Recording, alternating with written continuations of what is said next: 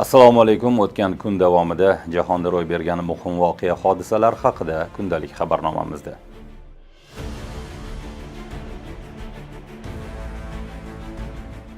AQSh davlat kotibi Marko Rubio payshanba kuni Yaqin Sharq bo'ylab safarining yakuniy bosqichida Bahraynga bordi. U bu safar davomida Eron kelishuviga shubha bilan qarayotgan Amerikaning arab ittifoqchilariga uni qabul qildirishga urinmoqda.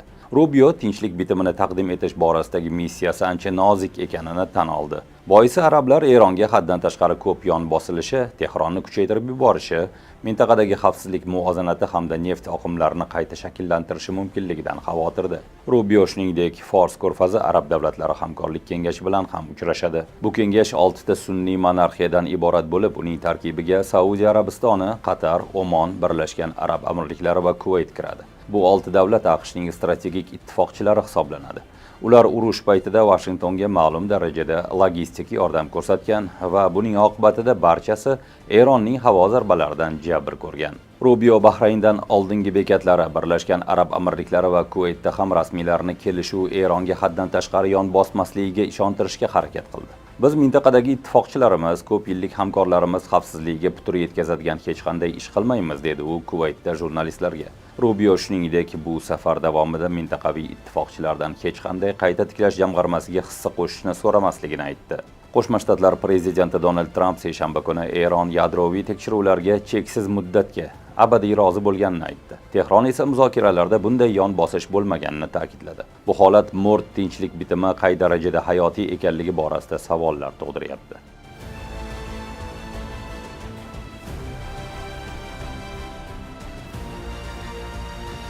Yigirma 24-iyun kuni kechqurun Venesuelaning shimoliy va markaziy hududlarida ketma-ket ikkita kuchli zilzila qayd etildi. Mamlakat Ichki ishlar vazirligi ma'lumotiga ko'ra, poytaxt Karakasda ko'p qavatli uylar va boshqa binolar qisman yoki to'liq qulagan. Ma'lum qilinishicha, birinchi zilzila taxminan soat 18 da sodir bo'lgan va uning magnitudasi 7.2 ni tashkil etgan. Oradan bir daqiqa ham o'tmay ikkinchi 7,5 magnitudali zilzila qayd etilgan. Tabiiy ofat ortidan mamlakatda favqulodda holat joriy etildi. Prezident vazifasini bajaruvchi Delsi Rodriguez barcha tezkor xizmatlar yuqori shaylik rejimiga o'tkazilganini ma'lum qildi. AQSh geologiya xizmati dastlabki baholashiga ko'ra, tabiiy ofat oqibatida halok bo'lganlar soni 10 minglab bo'lishi mumkin. Venesuela rasmiylari hozircha 32 kishini jasadini topgan, yuzlab insonlar jarohatlangan. Guvohlarning so'zlariga ko'ra, kuchli silkinishlardan keyin odamlar ommaviy ravishda binolarni tark etgan. Ayrim ko'p qavatli uylarning tashqi devorlari qulagani sababli xonadonlardagi mebellar ko'chadan ko'rinib qolgan. Ijtimoiy tarmoqlarda Karakas xalqaro aeroportidagi vayronalar aks etgan videolar tarqaldi. Keyinchalik rasmiylar aeroport vaqtincha yopilganini tasdiqladi.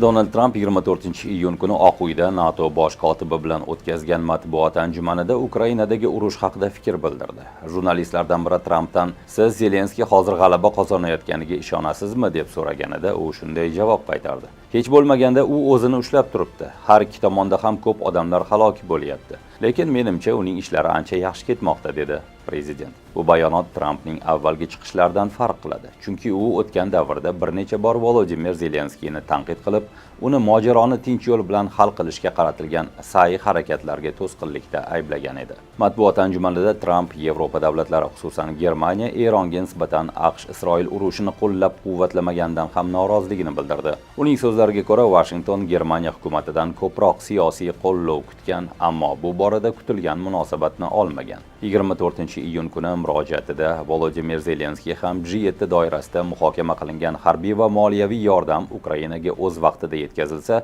Rossiyani tinchlik muzokaralariga majbur qiladigan sharoit yaratish mumkinligini ta'kidladi. Biroq u buning qanday amalga oshirilishiga aniqlik kiritmadi.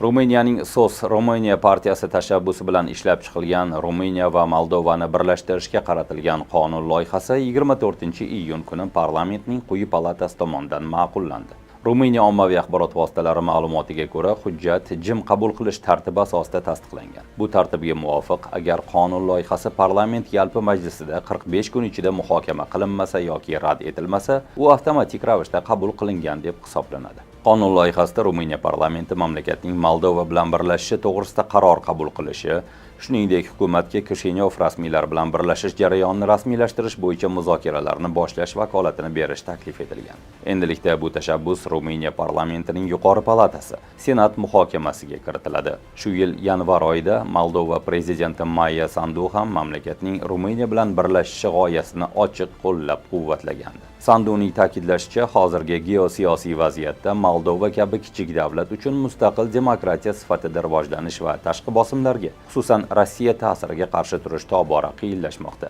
So'nggi yillarda, ayniqsa Rossiya va Ukraina o'rtasidagi urush fonida Moldovada Ruminiya bilan birlashish tarafdorlari soni ortib bormoqda.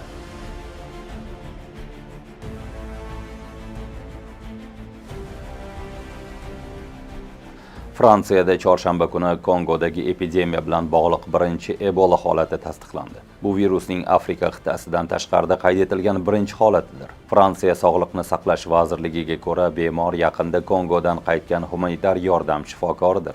Ma'lum qilinishicha, bemor Kinshasadan tijoriy reysga o'tirganida deyarli hech qanday alomatlarsiz bo'lgan, faqat bosh og'rig'ini his qilgan va parvoz paytida uning ahvoli biroz yomonlashgan. Shundan keyin u Parijga qo'nishi bilanoq darhol tibbiy yordam olgan. Kasallik yuqish xavfining oldini olish uchun u Fransiyaga kelishi bilanoq to'g'ridan-to'g'ri shifoxonaga olib borilgan va izolyatsiyaga olingan. Bemor tanasidagi virus yuklamasi juda past bo'lgani aytilmoqda. Vazirlik erkakning ahvoli barqaror ekanini aytdi. U bilan muloqotda bo'lgan shaxslar esa 21 kun davomida uy karantinida qolishlari kutilmoqda. Epidemiya paytida virus yuqtirib olgan amerikalik shifokor bundan oldin Berlindagi shifoxonaga davolanish uchun olib kelingan edi va o'shandan beri u butunlay sog'aygan. Amaldagi epidemiyani jilovlash juda qiyin kechmoqda, chunki virusning Bundibugyo shtammiga qarshi tasdiqlangan vaksina yoki maxsus davolash usuli mavjud emas. May oyida epidemiya e'lon qilingandan beri Kongoda 1000 dan ortiq tasdiqlangan holat qayd etildi.